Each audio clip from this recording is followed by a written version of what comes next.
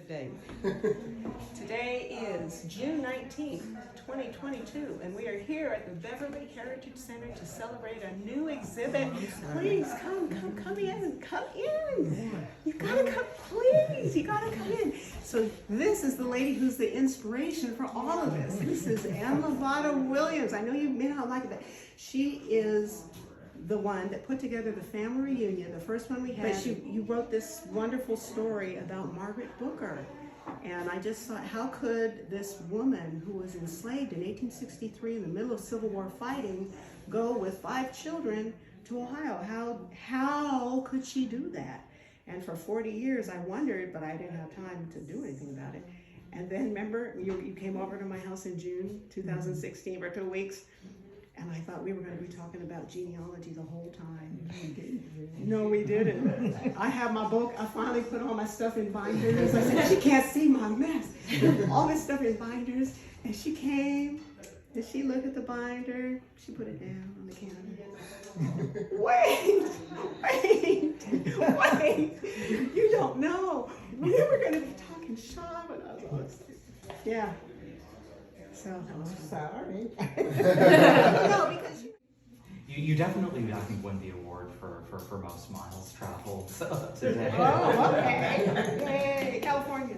People here today, and I just think that this is something really, really, really special to be a part of. So I really wanted to thank you all so much for coming out today for something that's in many ways been in the works already for at least, I would say, 3 years.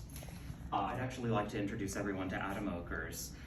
He's our AmeriCorps member serving with the Appalachian Forest National Heritage Area as a preservation associate here at the Beverly Heritage Center.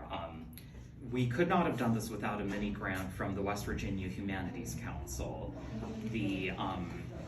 A big round of applause to them. This is the sort of thing that this is exactly what they're here for and what they do. I see Mr. Philip Lee back there. A very big round of applause for him.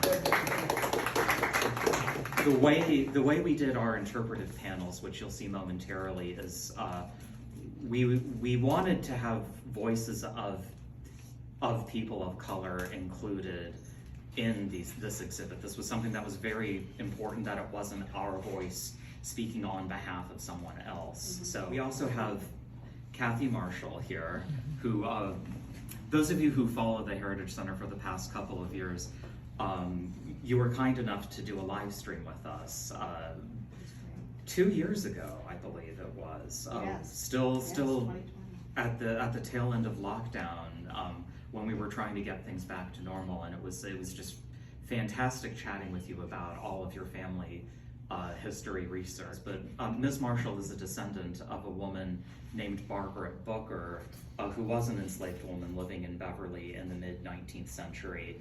And it's for this reason that we would like for you to be the one to inaugurate this exhibit today. There we go. okay. I've never done this. You're fine. All right, here we go. Yay!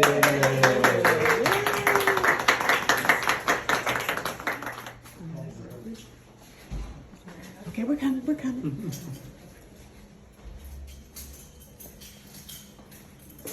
Wow.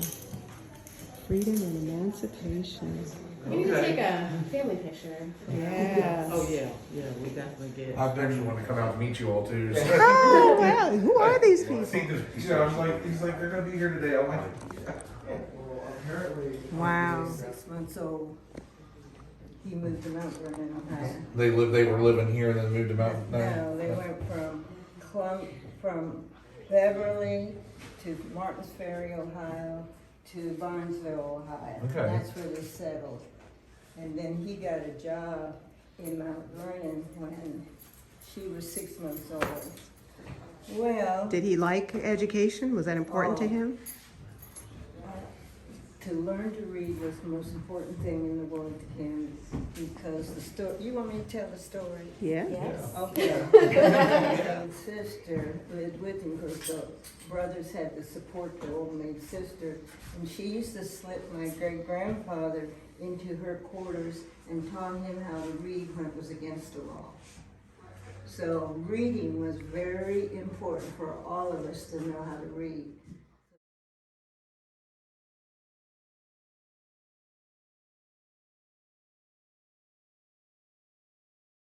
He didn't care if they were 40 years old, they all had to finish high school. All 5 of his children finished high school. Yay. And that was in the 18s, you know. Yeah. Yeah. You've only got to briefly look over the exhibit. That's but I'm interested in the story. So what's this all about? What? Board, when Lincoln signed the Emancipation Proclamation, and Mr. Early helped, because some of her children had been farmed out to other places. Mr. Early made sure that she got all her children, and he gave her a buckboard, and they traveled, you know, north. And Grandpa said they slept under the buckboard at night and traveled during the day. See, I know, knowing West Virginia's history, even with the Emancipation Proclamation signed, they didn't quite follow it first, but that's awesome. Mr. Early did that. I mean, that's fantastic. We often wondered why they went to Barnesville, which was just a really small area.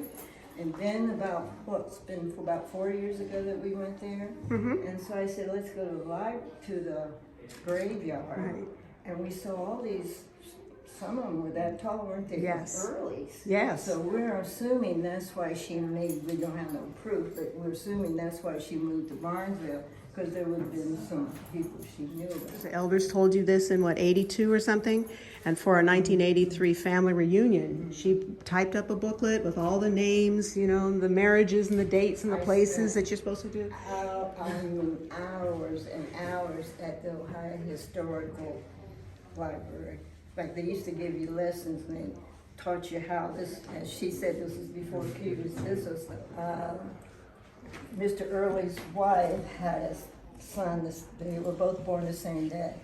And Mr. Early named his son Joseph, and he named Grandpa Job. But when Grandpa was freed, he changed his name to Joseph. Reading and finished school.